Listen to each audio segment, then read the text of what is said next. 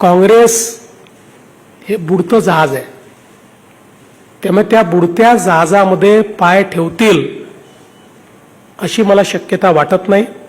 तथापि राजकारणात हायपोथेटिकल बोलायचं नसतं, पण मी तुम्हाला सांगतो, कोणी पाय ठेवला तर त्याचा आम्हाला फायदा आहे, आम्हाला नुकसान नाही.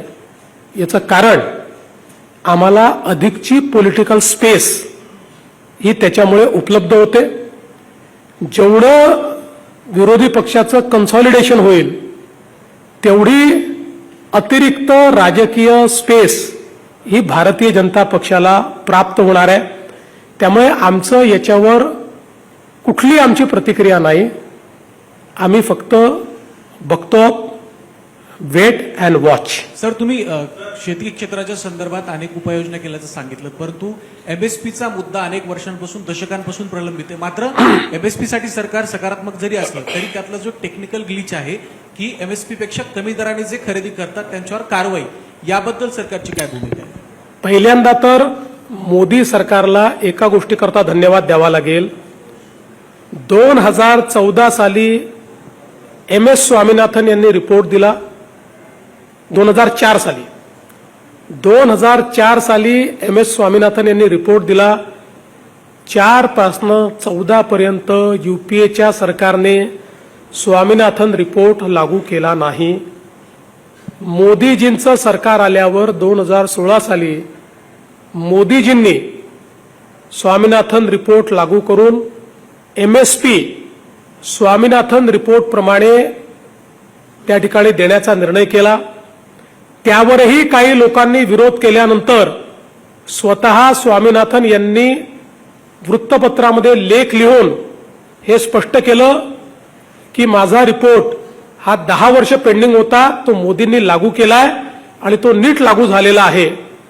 त्यामुळे एमएसपीच्या संदर्भात सर्वाधिक बोल्ड निर्णय मोदीजींनी केले. खरेदीच्या संदर्भातही आपण जर आकडेवारी बघितली, यूपीएच्या 10 वर्षात त्यांनी जेवढी खरेदी केली तेवढी खरेदी एकेका वर्षामध्ये काही कमोडिटीजमध्ये ही मोदीजींच्या सरकारने केलेली आहे. तथापि ही गोष्टही खरी आहे की अनेक वेळा शेतकरी खरेदीची वाट न पाहता त्या ठिकाणी शेतीमध्येच सौदा करतात.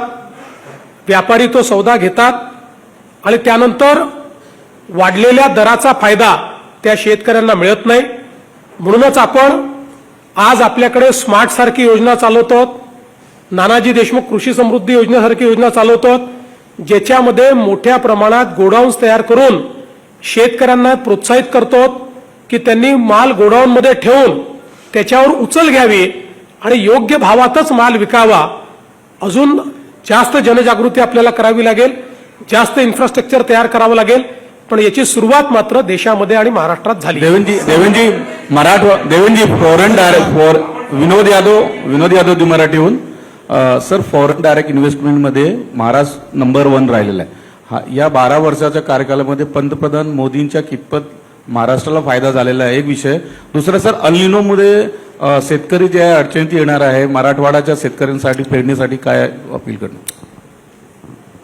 पहिला जो प्रश्न आहे, मी मोदी साहेबांचे आभार मानेन की त्यांनी जी इन्व्हेस्टमेंट इकोसिस्टीम तयार केली त्यामुळे विक्रमी गुंतवणूक, विदेशी थेट गुंतवणूक भारतामध्ये झाली आणि अर्थातच त्याचा सर्वाधिक फायदा महाराष्ट्राला झालाय.